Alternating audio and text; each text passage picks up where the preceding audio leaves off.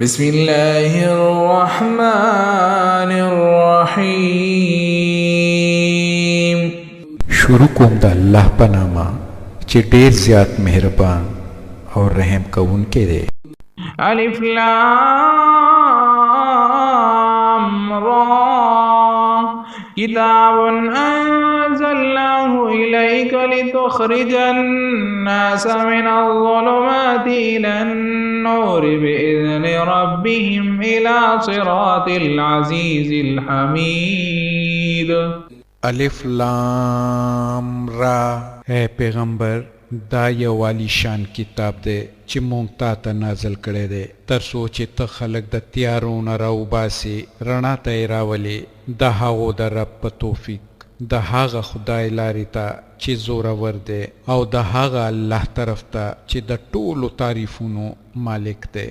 الله الذي له ما في السماوات وما في الأرض وويل للكافرين من عذاب شديد.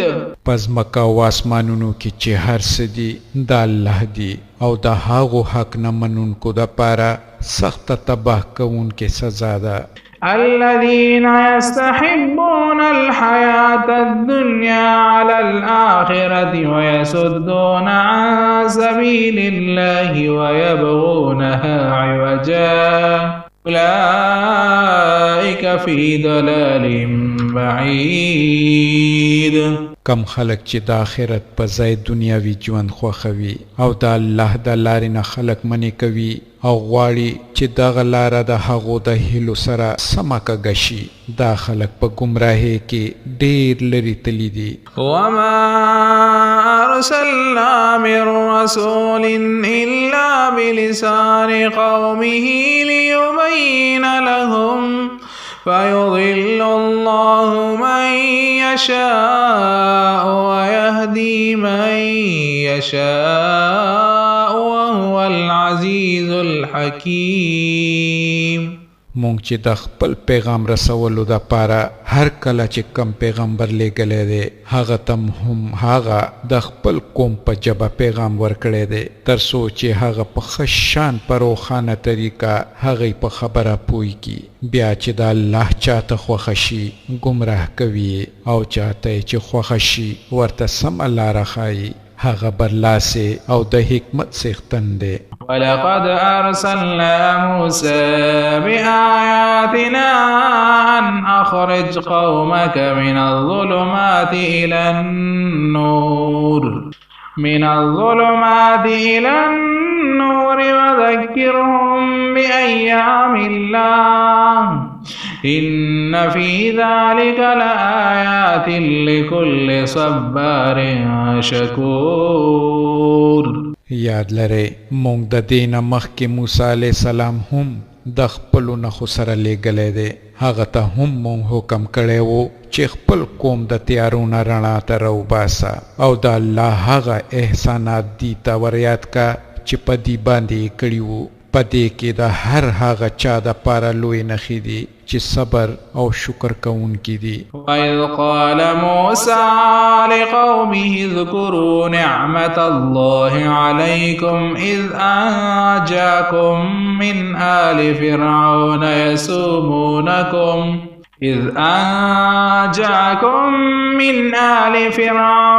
يَسُومُونَكُمْ سُوءَ الْعَذَابِ وَيُذَبِّحُونَ أَبْنَاءَكُمْ وَيَسْتَحْيُونَ نِسَاءَكُمْ وَفِي ذَلِكُمْ بَلَاءٌ مِّن رَّبِّكُمْ عَظِيمٌ. هغه وخت یاد کا چې موسی علیه السلام خپل قوم ته وویل د الله هغه احسان را یاد کړئ چې هغه په تاسو کړي دي. هغه تاسو ته فرعونیانو نه نجات درکړو چې تاسو ته یې سخت تکلیفونه درکول، د ستاسو هلکانې وجل او ستاسو جینکۍ ژوندۍ ساتلې. په دې کې د ستاسو د رب د طرفه په تاسو لوی ازمیښ و. وَإِذْ تَأَذَّنَ رَبُّكُمْ لَئِن شَكَرْتُمْ لَأَزِيدَنَّكُمْ وَلَئِن كَفَرْتُمْ إِنَّ عَذَابِي لَشَدِيدٌ. او یاد لرئ کله چې ستاسو رب تاسو آگاه کړي وي که تاسو شکر وستونکي شئ نو تاسو ته به لا زیاته فایده درکړي او که د نعمت ناشکري وکئ نو زما عذاب ډېر سخت دی. وقال موسى إن تكفروا أنتم ومن في الأرض جميعا فإن الله لغني حميد. او موسی علیہ السلام ویل چې که تاسو کافران شئ او د ځمکې اوسیدونکي هم ټول کافران شي نو الله تعالی بے نیازه او د تعریفونو څښتن دی. ألم يأتكم نبأ الذين من قبلكم قوم نوح وعاد وثمود والذين من بعدهم لا يعلمهم إلا الله جاءتهم رسلهم بالبينات فردوا أيديهم في أفواههم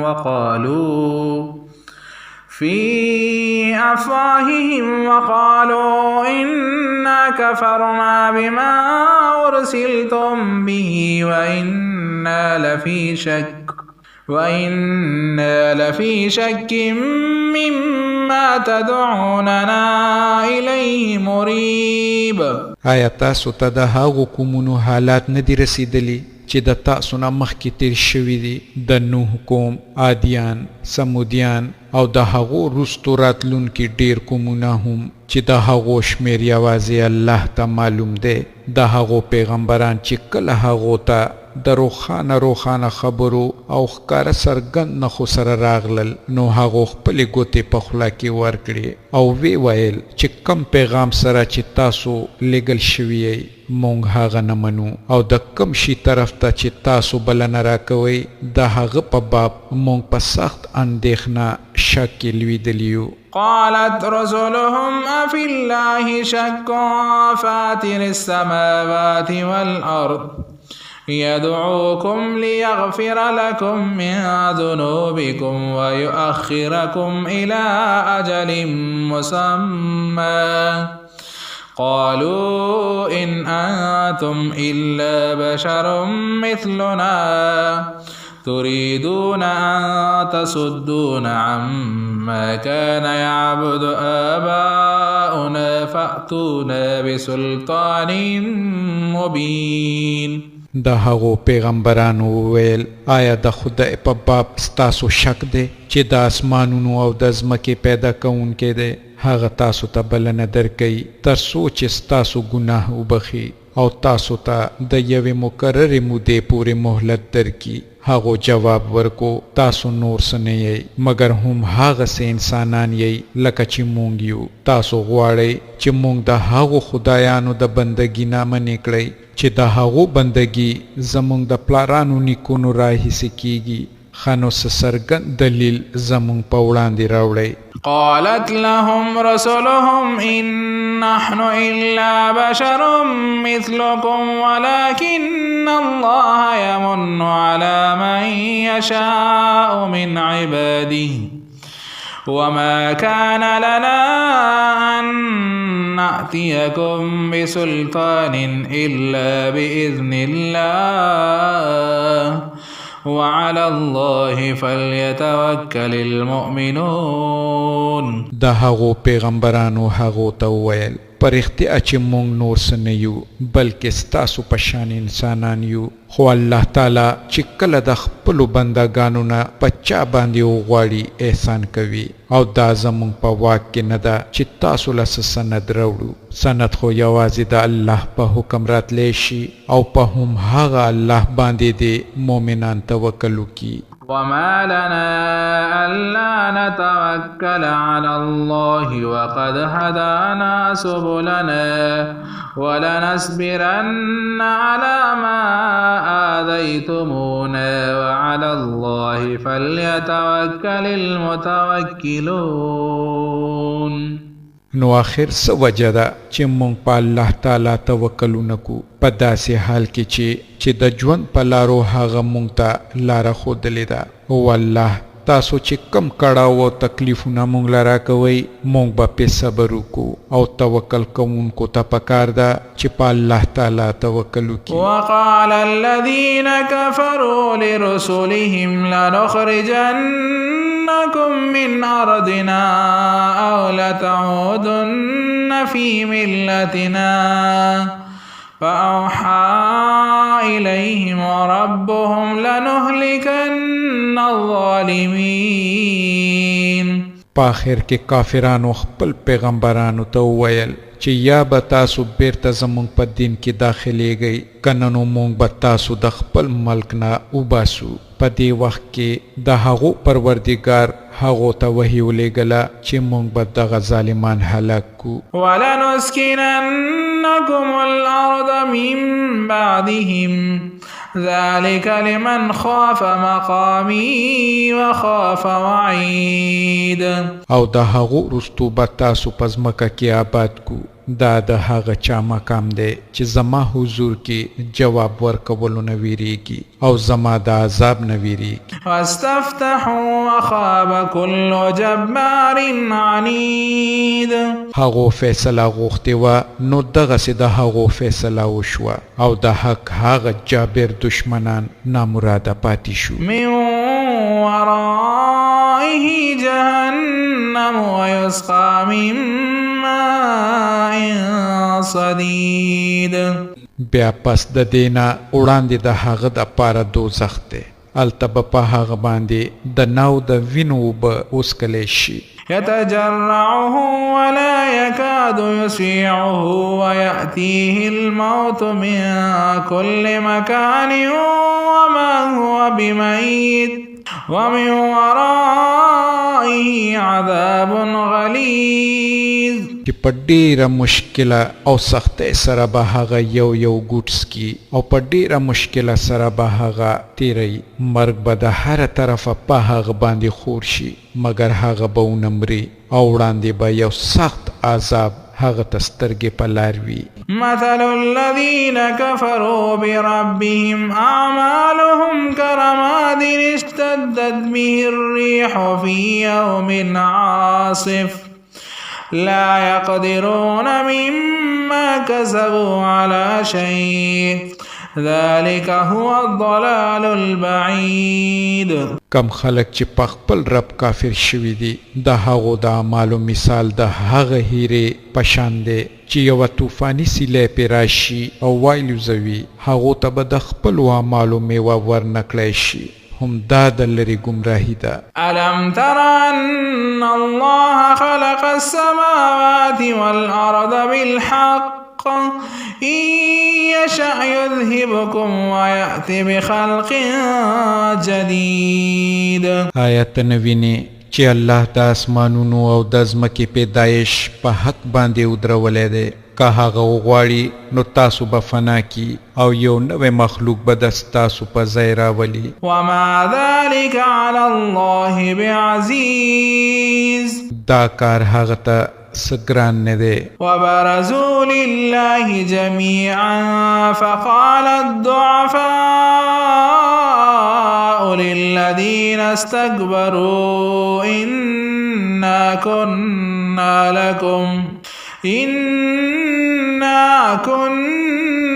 لكم تبعا فهل أنتم مغنون عنا من عذاب الله من شيء قالوا لو هدانا الله لهديناكم سواء علينا أجزعنا أم صبرنا ما لنا من محيص.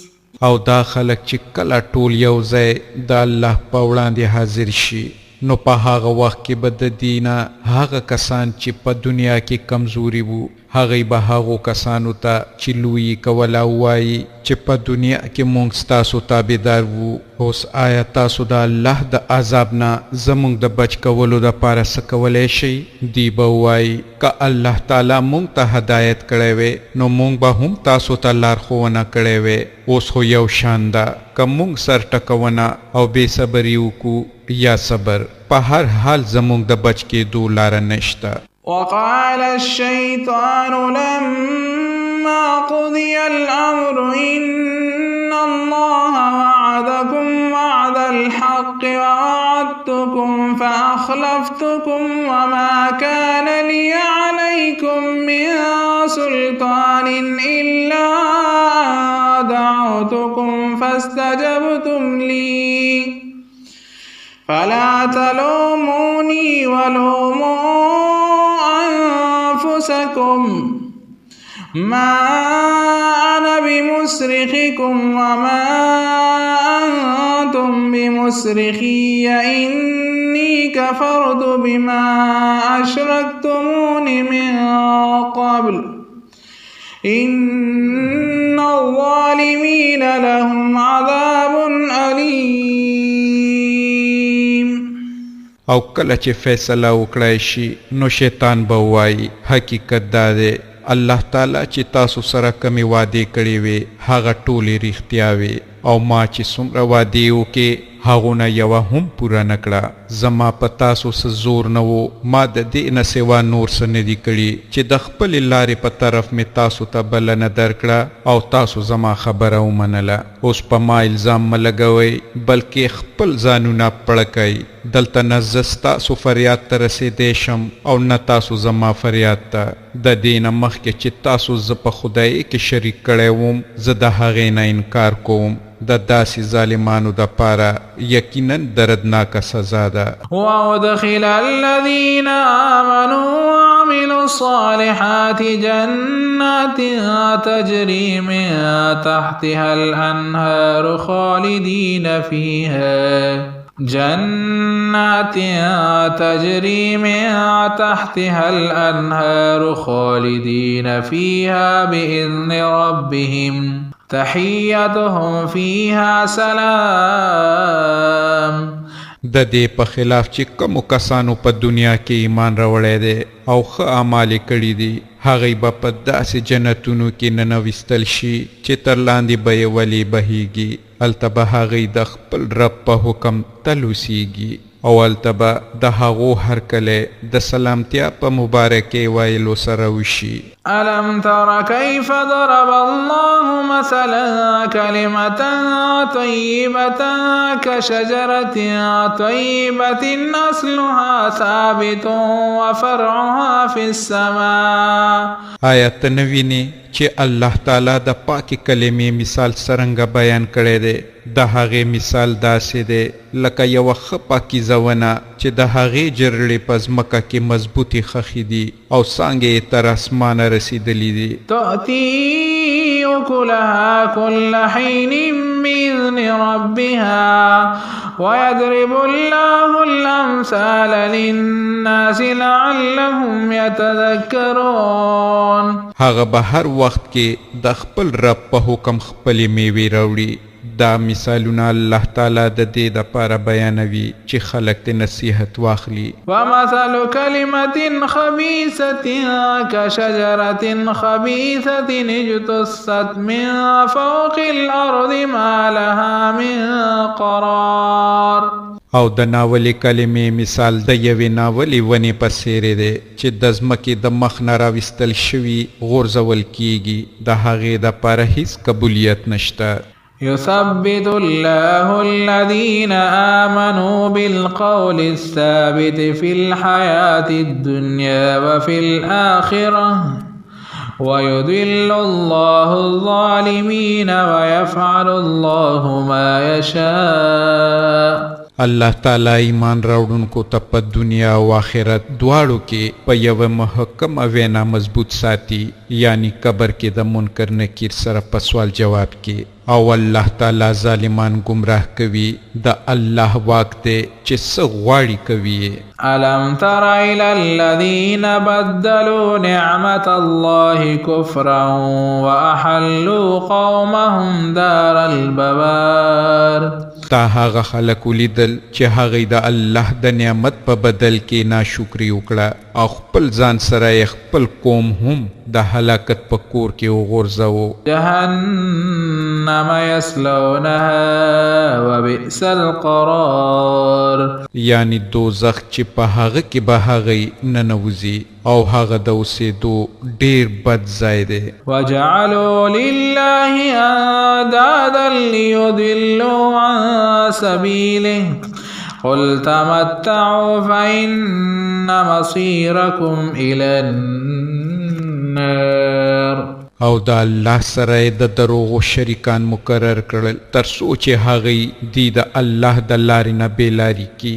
دی ته ووایه ښه ده خوندونه واخلئ په پای کې د ستاسو ټولو ورګرځېدل دوزخ ته دي. قل لعبادي الذين آمنوا يقيموا الصلاة وينفقوا مما رزقناهم سرا وعلانية من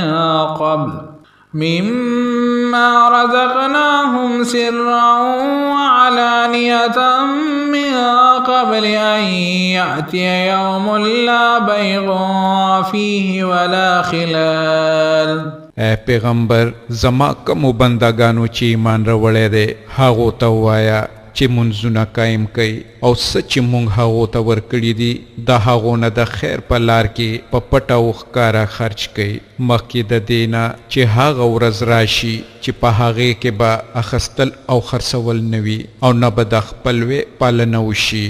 الله الذي خلق السماوات والأرض وأنزل من السماء ماء فأخرج به من الثمرات رزقا لكم وسخر لكم الفلك لتجري في البحر بأمره وسخر لكم الأنهار. الله خو هم هغه دی چې هغه ځمکه او اسمانونه پیدا کړل او د اسمانه یې اوبه ورولې بیا یې د هغه په وسیله تاسو ته د روزي د رسولو قسم قسم میوې پیدا کړي او کشتۍ د ستاسو په وس کې کړي چې په سیندونو کې د هغه په حکم روانې شي او سیندونه یې ستاسو په وس کې کړل. وسخر لكم الشمس والقمر دائبين وسخر لكم الليل والنهار.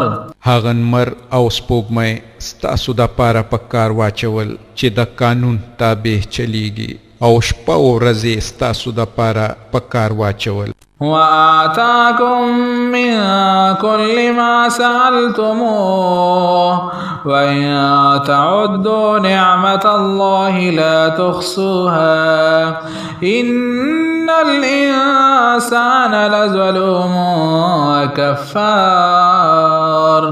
هغه ټول هغه څه تاسو ته درکړل چې تاسو وغوښتل که تاسو وغواړئ چې د الله تعالی نعمتونه وشمیرئ نو شمیرلی نشئ. حقیقت دا دی چې انسان ډیر بې انصافه او ناشکره دی. وإذ قال إبراهيم رب اجعل هذا البلد آمنا وجنبني وبني أن نعبد الأصنام. یاد کا هغه وخت چې ابراهیم دعا کړې وه چې ای پروردګاره دا ښار د امن ښار وګرځوه او ما او زما اولاد د بت پرستۍ نه وساته. رب إنهن أضللن كثيرا من الناس فمن تبعني فإنه مني ومن عصاني فإنك غفور رحيم. ای زما پروردګاره دغو بوتانو زیاتره خلک په ګمراهۍ کې اچولی دي چې څوک زما په لاره لاړل هغه زما دی او چې څوک زما نافرماني وکړي نو ته ډېر معاف کوونکی او کرم کوونکی یې. ربنا إني أسكنت من ذريتي بواد غير ذي زرع عند بيتك المحرم ربنا ليقيموا الصلاة فاجعل أفئدة من الناس تهوي إليهم وارزقهم من الثمرات لعلهم يشكرون. اے زما پروردگارا ما په یو بے اوبو واخو فصل میدان کې د خپل اولاد یو برخه ستا د محترم کور په څنګه آباد کړه، یعنی د حضرت ابراهیم علیہ السلام اته زامن وو، دغونه صرف حضرت اسماعیل علیہ السلام دلته آباد کړو. اے زما پروردگارا دا ما د دې د پاره وکړل چې دا خلق دلته مونږ قائم کی، نو ته د کسانو زړونه د دې طرف ته مایل کا او ته دې ته د خوراک میوې روزي کا تر څو چې دې شکر وستون کی شي. ربنا انك تعلم ما نخفي وما نعلن وما يخفى على الله من شيء في الأرض ولا في السماء. اے زما پروردگارا ته په هغه څه چې مونږ پټو یا سرګندو خپوهيږي او پر اختیار چې د الله تعالی نه هیڅ شی نه پزمکه کې پټته او نه پاسمانونو کې. الحمد لله الذي وهب لي على الكبر اسماعيل واسحاق ان ربي لسميع الدعاء. دا هغه خدای شکر دی چې هغه ماته په دې زوړ عمر کې اسماعیل او اسحاق غونتی زامن راکړل. حقیقت دا دی چې زما رب هر عمر د دعا اوریدونکی دی. رب اجعلني مقيم الصلاة ومن ذريتي ربنا وتقبل دعاء. اے زما پروردگارا ما د مونږ پابند کا او زما اولادنا هم داسې خلق را پورته کا چې دغه عبادت وکړي. پروردگارا زما دعا قبول کا. ربنا اغفر لي ولوالدي وللمؤمنين يوم يقوم الحساب. اے زما پروردگارا ما زما مور پلار او ټول مومنانو ته په هغه ورځ بخښنه وکړه چې په کومه ورځ حساب شروع شي. ولا تحسبن الله غافلا عما يعمل الظالمون انما يؤخرهم ليوم تشخص فيه الابصار. اوس چې دغه ظالمان چې څه کوي ته الله د هغو نه غافله مه ګڼه.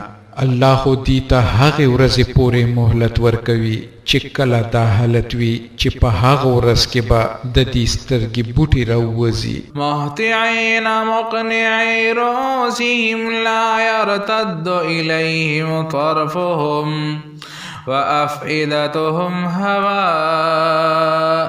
سرونه نیغ نیولي په تېښته به وي او د دې سترګې به بیرته ځان ته نه راګرځي او زړونه به یې الوزي. وأنذر الناس يوم يأتيهم العذاب فيقول الذين ظلموا ربنا أخرنا إلى أجل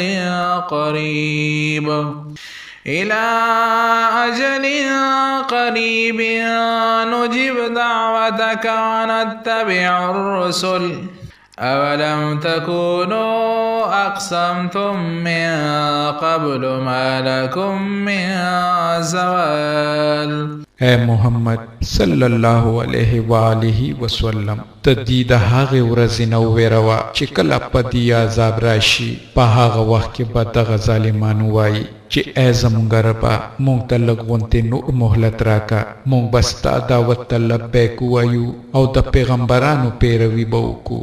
دې ته به په څرګنده طریقه جواب ورکړی شي آیا تاسو هم هغه خلک نه یې چې د دې نه مخکې په قسمونو خوړلو وایل چې مونږ هیڅ کله زوال نه لرو. وسکنتم فی مساکن الذین ظلموا انفسهم وتبین لكم کیف فعلنا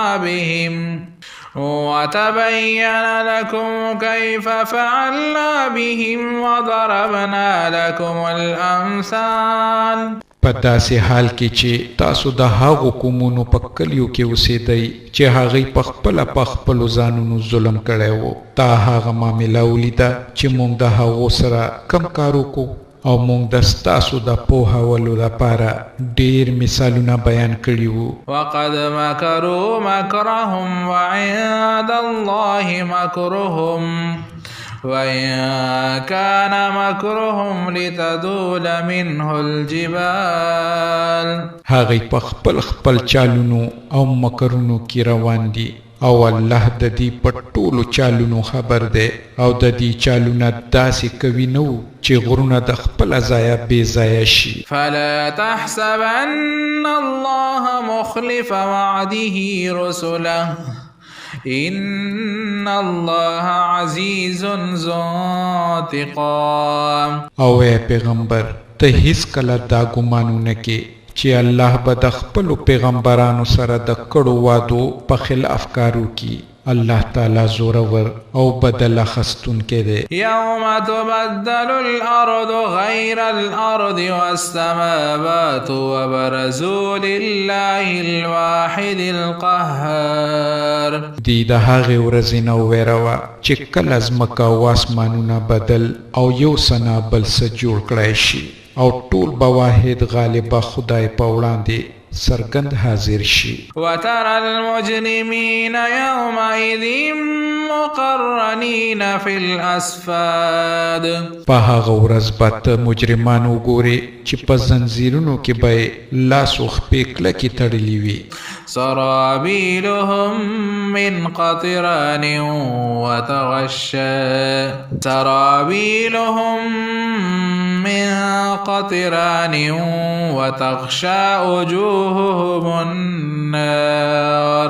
او لباس به د ګندهک وي او د اور شغلې به د هغو په مخونو ورختون کې وي. ليجزي الله كل نفس ما كسبت ان الله سريع الحساب. دا به ځکه داسې وي چې الله تعالی هر کس ته د هغو د اعمالو بدل ورکي. بشکه چې الله تعالی زر حساب اخیستونکی دی. هذا بلاغ للناس ولينذروا به وليعلموا أنما هو إله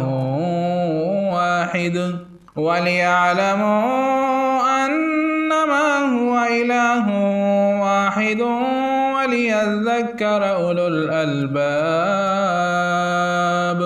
دا قرآن د ټولو انسانانو د پاره یو پیغام دی او دا د دې د پاره لګل شوی دی چې هغه د دې په وسیله خبردار کړی شي او هغه پوه شي چې په حقیقت کې خدای صرف ایک یو دی او څوک چې عقل لري هغه دې په سوچ او غور وکړي. صدق الله العظیم. الله ستر رښتیا وایونکی دی.